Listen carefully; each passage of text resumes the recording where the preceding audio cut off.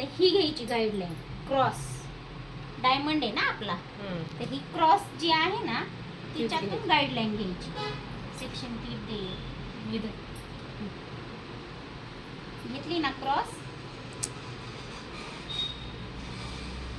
आता आपला जसा हेअर कट आहे ना तशीच गाईडलाईन घ्यायची आपल्याला. डायमंड आपला डायमंड स्टेप कट आहे, मग आपल्याला गाईडलाईन पण कशी घ्यायची डायमंडच. काल मी वरतीच घेऊन कट केलते ना, वरती पण असे पूर्णच वरती घेतले होते. हे बघ गाईडलाईन नुसार झाले का. आता आपल्याला हे इथले कट करायचे. आपल्याला कोणती गाईडलाईन घ्यायची, ही क्रॉस मध्ये.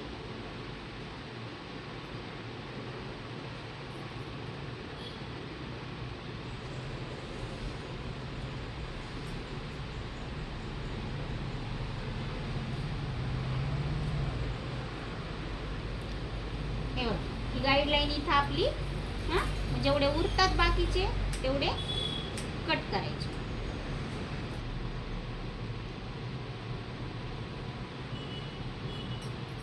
आपल्याला ना डमीपेक्षा ओरिजिनल हेअरवर जास्त हेअर कट करते.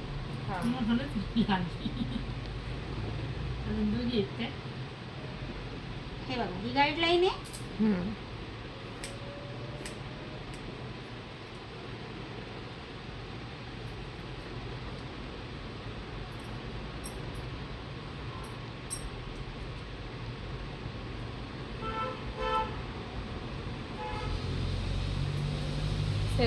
ला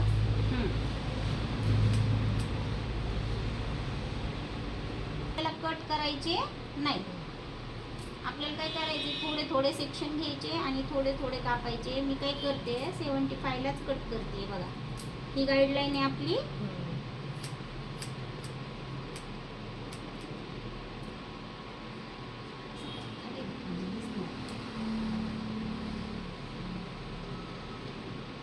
दिसली बरोबर आला ना डायमंड शेप, बरोबर दिसतोय ना.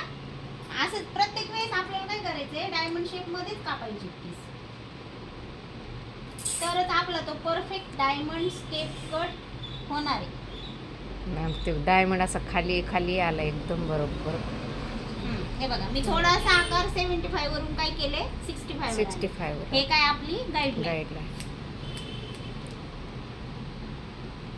गाईडलाईन बरोबर कळती पण मॅडम, वरती हात घेतलेला खाली झालेला लगेच कळतो ना. बघा आला आकार डायमंडचा. प्रत्येक वेळेस आहे ना आपला आकार डायमंडचा आला पाहिजे नाही का.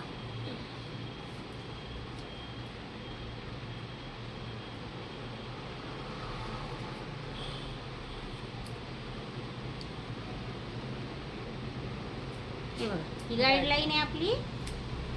म्हणजे कस्टमरची हे पण हेअर पण लांब राहतात, लॉंग हेअर मध्ये व्हॉल्यूम पण पण आपण खूप छान आलाय मॅडम. आणि त्यांना पाहिजे तो हेअर कट पण मिळतो नाही का. लॉंग जास्त कोणाला टेन्शन असतं माहिती का, ज्यांचे लॉंग केस असते केसांमध्ये तिला हे आपलं गाईडलाईन है ना. काल कोणीतरी मला प्रश्न विचारला होता, काय असे हात करून कट करतात. झाला का हात तसा? समोरचे हे वन साइड. समोरचे पण करता येते, बॅकचे पण करता येते. हिचं करू आपण वन्स. हे बघा ही गाईडलाईन त्याच्यानुसार सोडा. मस्त मला झाले एकदम भारी. बघा झाला का. आलाय खूपच वाव. छान मॅडम. आहेत किती आलाय. आहेत जेवढे तेवढेच केस आहेत. आपण